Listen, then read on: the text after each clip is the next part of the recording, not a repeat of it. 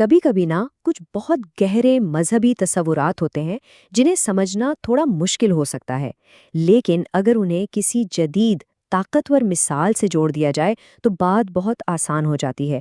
تو آج ہم آخرت کے ایک بہت اہم مرحلے کو سمجھنے کے لیے ایک ایسی ہی مثال کا سہارا لیں گے۔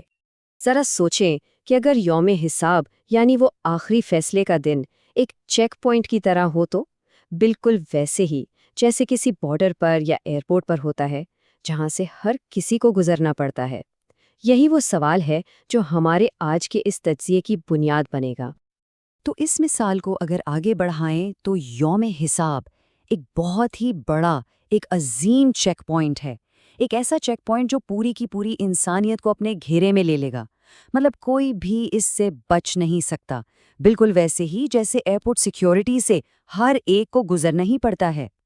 تو چلیے اس تصور میں تھوڑا اور گہرائی میں چلتے ہیں۔ دیکھیے، اس عظیم چیک پوائنٹ پر ایک بہت اہم چیز ہوگی۔ پوری انسانیت صاف صاف دو بالکل الگ گروہوں میں بٹ جائے گی۔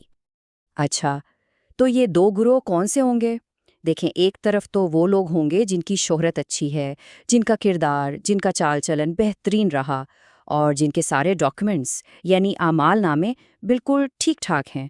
اور پھر دوسری طرف وہ لوگ ہوں گے جن کے اعمال پر سوالیہ نشان ہیں، جو بے ترتیب زندگی گزارتے رہے اور جن کے ماضی کے ایک ایک عمل کو جانچا جا رہا ہے۔ تو ظاہر ہے اس چیک پوائنٹ پر ہر کسی کا تجربہ ایک جیسا نہیں ہو سکتا۔ تو آئیے پہلے اس گروہ کی بات کرتے ہیں جن کے لیے یہ مرحلہ بہت آسان ہوگا، یعنی وہ لوگ جو اس چیک پوائنٹ سے تیزی سے فاسٹ ٹریک پر گزر جائیں گے۔ یہ وہ لوگ ہیں جو اپنے اچھے کردار کی وجہ سے فوراً پہچان لیے جائیں گے۔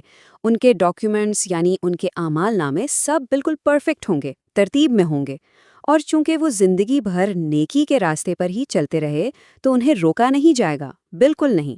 ان کا سفر آگے بہت آسانی سے جاری رہے گا۔ یہاں ایک بات اس صورتحال کو بہت خوبصورتی سے بیان کرتی ہے کہ ان کی جلد ہی شناخت ہو جاتی ہے اور انہیں آرام دہ لاؤنجز میں لے جایا جاتا ہے۔ سوچیں ذرا، کوئی لمبا تھکا دینے والا انتظار نہیں، بس سکون۔ یعنی ان کے لیے یہ پورا تجربہ کیسا ہوگا؟ بالکل ایسے جیسے کوئی ٹھنڈے سائے میں ایک پرسکون شام گزار رہا ہو۔ یہ اس سکون اور راحت کی ایک مثال ہے جو انہیں وہاں ملے گی۔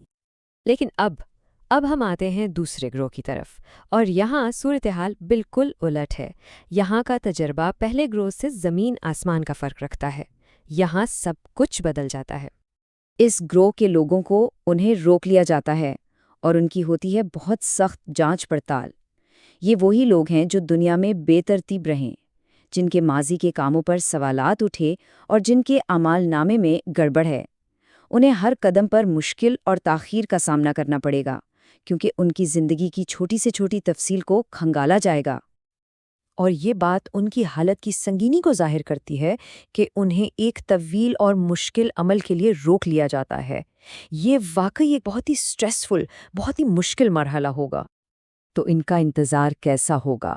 یاد ہے پہلا گروہ سائے میں شام گزار رہا تھا؟ ان کا انتظار وہ چلچلاتی جھلساتی دھوپ میں لمبی قطاروں میں کھڑے رہنے جیسا ہوگا۔ یہ تصویر ان کی پریشانی اور مشقت کو بالکل واضح کر دیتی ہے۔ تو سوال یہ اٹھتا ہے کہ آخر یہ اتنا بڑا فرق کیوں ہے؟ ان دو بالکل مختلف تجربات کے پیچھے وہ فیصلہ کن چیز کیا ہے؟ آخر وہ کون سی بنیاد ہے جس پر یہ سب طے ہو رہا ہے؟ اور جواب بہت سیدھا اور بہت گہرا ہے۔ یہ سارا تجربہ، یہ ساری آسانی یا مشکل اس بات پر منحصر ہے کہ اللہ سے قربت کتنی تھی۔ بس یہی وہ ایک پیمانہ ہے جو ہر انسان کے انجام کا فیصلہ کر دے گا۔ اور یہ جو آپ دیکھ رہے ہیں، یہ اس تعلق کو بالکل صاف صاف دکھا رہا ہے۔ جو اللہ کے قریب تھے ان کے لیے تیزی اور آسانی ہے، ان کا انتظار سائے میں ایک ٹھنڈی شام کی طرح، اور جو اللہ سے دور تھے ان کے لیے تاخیر اور سختیاں ہیں، اور ان کا انتظار جھلسا دینے والی دھوپ میں کھڑے رہنے جیسا ہے۔ تو اب جب ہم اپنی بات کے اختتام کی طرف بڑھ رہے ہیں تو ایک لمحے کے لیے رک کر اس چیک پوائنٹ والی مثال کی گہرائی پر دوبارہ غور کرتے ہیں۔ دیکھیں، جب ہم یوم حساب کو اس چیک پوائنٹ کے نظریے سے دیکھتے ہیں نا، تو زندگی کا مطلب ہی بدل جاتا ہے۔ زندگی پھر ایک سفر بن جاتی ہے، ایک ایسا سفر جس میں ہمارا ہر عمل، ہمارا کردار دراصل ہمارے ٹریول ڈاکیومنٹس تیار کر رہا ہوتا ہے اس آخری چیک پوائنٹ کے لیے۔ اور آخر میں ایک سوال کے ساتھ اس بات کو ختم کروں گا۔ یہ سوال ہم سب کے سوچنے کے لیے ہے۔ اگر ہم احتساب کو ایک آخری چیک پوائنٹ مان لیں تو کیا اس سے ہماری زندگی کے سفر کو دیکھنے کا انداز نہیں بدل جائے گا؟